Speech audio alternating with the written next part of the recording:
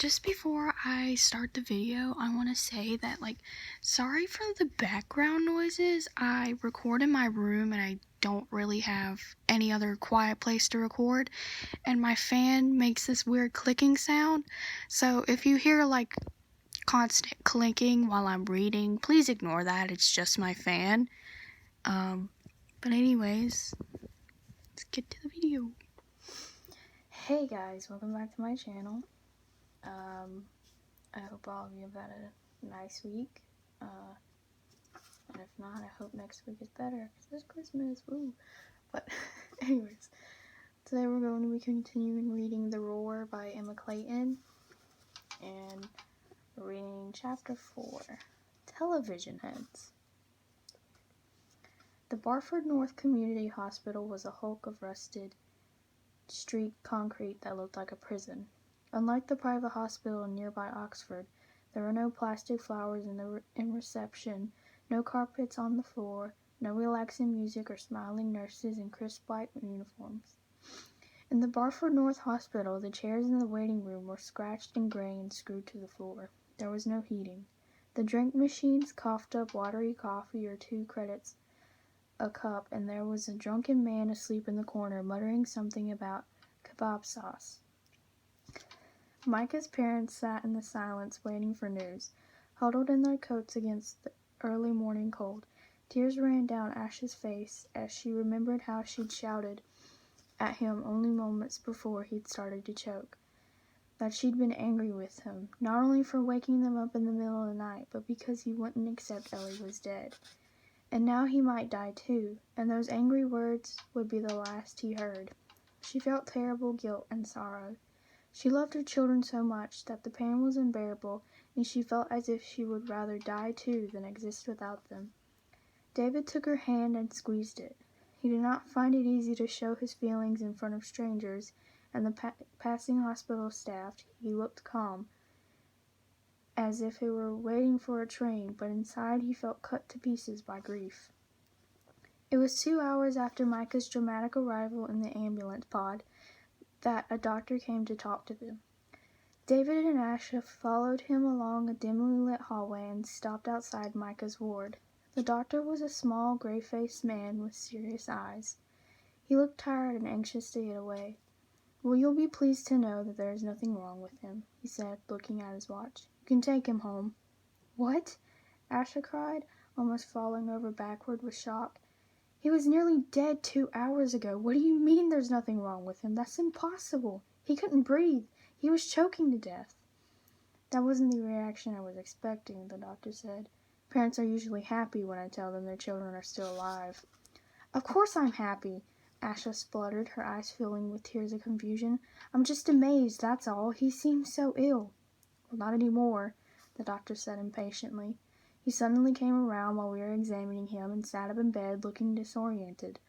When we asked him if he knew what had happened to him, he came out with some incoherent mumble about water in the engine and popcorn. And he says everything looks dark, but we've run full tests and he's perfectly healthy. His eyes are fine."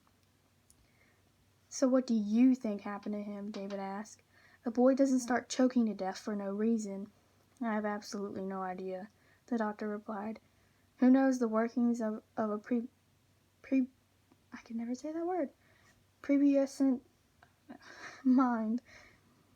Has he got any problems in school or home?" Asha and David looked at each other, and their hearts sank horribly. "Yes," David said, his eyes dropping to the floor. He didn't want to tell the gray-faced doctor about Micah's obsession with Ellie, but he felt he had no choice. "His twin sister died a year ago, and he refuses to believe she's dead." "Ah," the doctor said. "That could explain things. Twins have a strong bond. Losing a twin brother or sister is like losing a part of yourself." "So you think this was all in his head?" Asha asked. "That he made this choking thing up?" "It's possible," the doctor replied. "I think he should talk to someone. He needs to see a counselor and come to terms with his sister's death. He's obviously a very disturbed boy." They nodded in a reluctant agreement. "One more thing," the doctor continued. "I noticed Micah has webbed feet, and yet he isn't registered as a mutant on his medical record. Why is that? We didn't know he was a mutant until a day after he was born, Asher replied. Ellie's mutation was more obvious. She was born with webbed fingers, and they operated on her shortly after birth, but Micah's toes were overlooked because nobody noticed. Does it matter? Legally, he should be registered, the doctor said. Why? Asher asked. The mutation doesn't affect him in any way, and mutated kids get bullied and treated as if there's something wrong with them. I know, the doctor replied, shrugging, but you must do it. It's the law. You can register him in the reception when you pay the bill. He turned and walked quickly away, leaving Micah's confused parents trying to feel pleased their son was better, while coming to terms with the fact that he was a very disturbed boy. Don't worry, David said, hugging Asha. He'll be fine in a few months. We'll get him to talk to someone about Ellie, yeah? And we'll try not to get so angry with him. Perhaps we should encourage him to take up a sport or something so he doesn't spend so much time brooding in Ellie's bed. What do you think? I don't know, Asha sobbed. I just love him and I want him to be well again. A few weeks passed, and although Micah was sullen when he first started seeing his counselor, Helen, he grew to like her very much. He went to her apartment every Wednesday after school. She was old and took forever to get to the door, and she always ran out of milk and sugar, sub, or tea powder. So what Micah drank had an apology attached and something missing, but it didn't matter.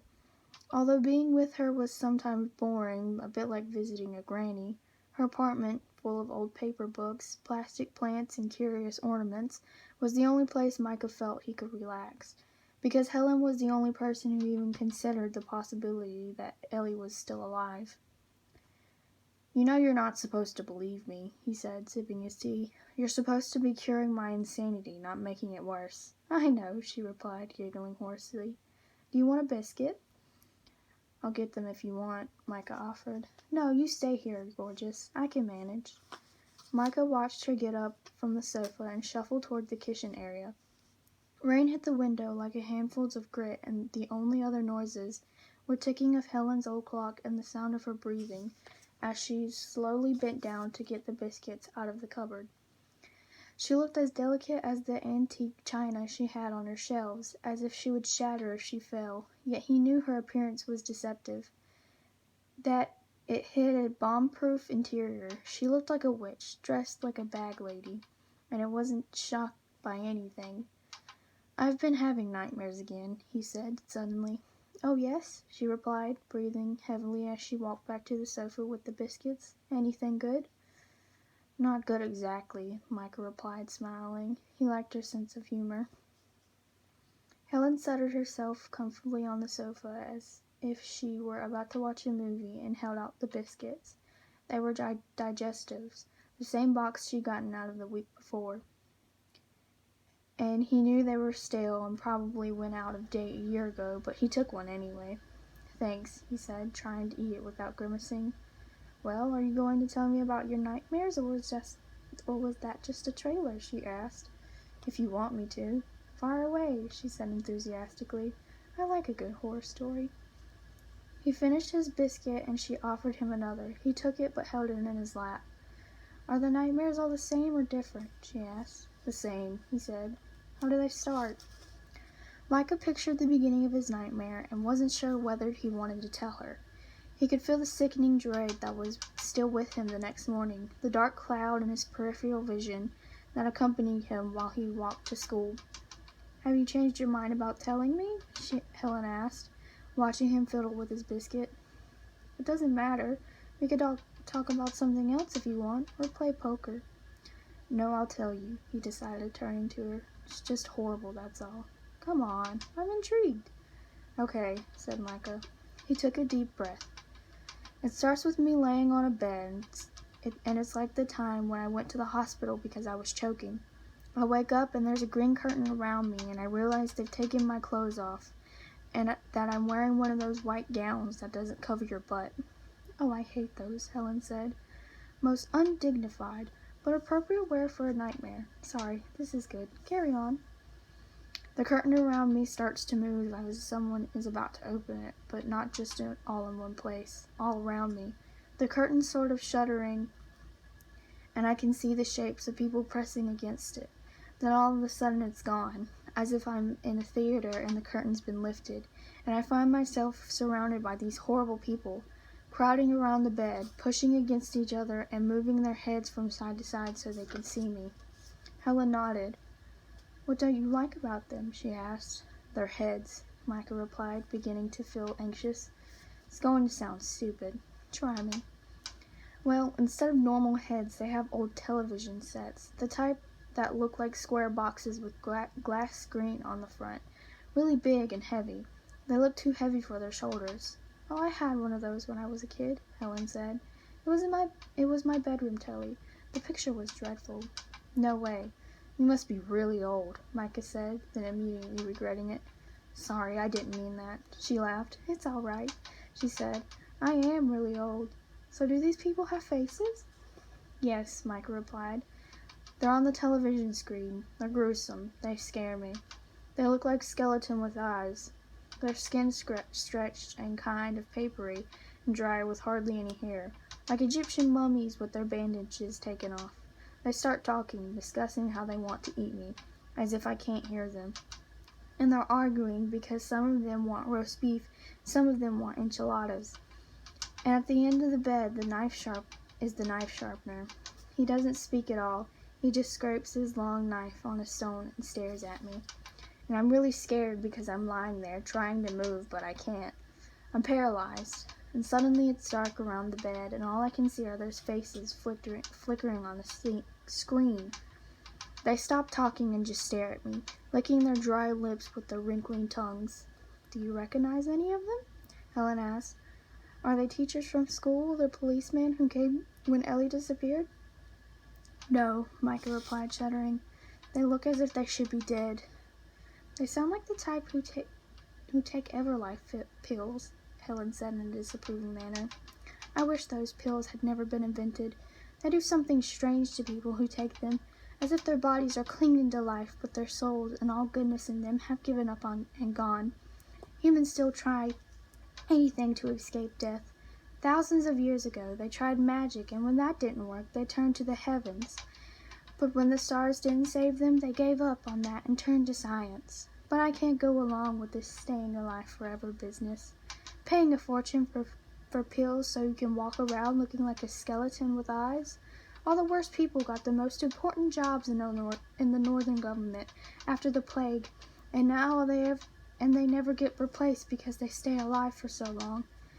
It's not natural and it's not worth it. I think people should die with dignity when their time comes. I wouldn't say that in public, mind you. It's not a popular point of view, so keep it to yourself." She looked at him mischievously over the rim of her teacup. "Okay," Micah said, smiling. "What else can you tell me about the Tellyheads?" she asked. "They're mostly men, though I remember 2 women. And at the end of the dream, the knife sharpener raises his knife, and it glints in the light of their faces." "So how do you end up?" Helen asked. "Roast beef or enchiladas?" "I don't know. I wake up making this horrible groaning noise. It scares my mom." I'm not surprised," Helen said. All right. So that is all of chapter 4. I hope all of you enjoyed that. It's kind of a short chapter, but also I try my best making different voices for different characters. Sorry if some of them sound the same as my normal voice, but I try, you know. But I hope all of you enjoyed that, and if you did, please leave a like on this video and subscribe if you want to hear more, and click the bell button to get notifications when I actually do post. That's really all. Thank you for listening to me read. Bye.